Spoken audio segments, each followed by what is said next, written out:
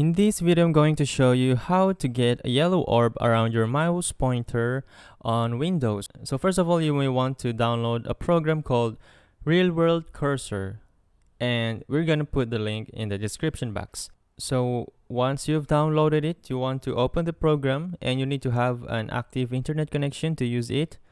Click on Create, New Mouse Cursor, and then let's click here, Make Arrow Shape.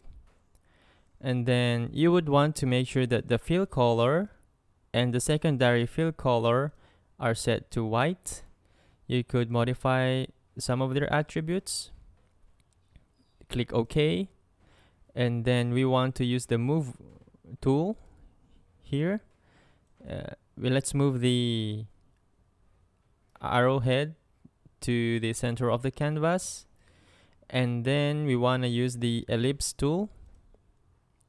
And in this dialog box, you could select the color that you want. So let's say a little orangey yellow, okay? And then make sure that you have selected circle on the ellipse dialog box. And then from the top left corner, you just drag your mouse button all the way to the other side so that you could create a perfect circle on the canvas.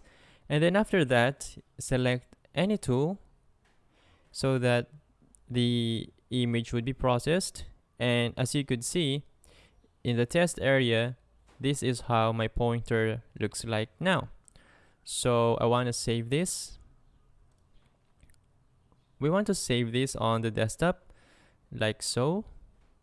But our pointer is not yet changed. So I'm going to show you how to change the pointer now. Let's type in change how the mouse pointer looks when it's moving. So let's just click that.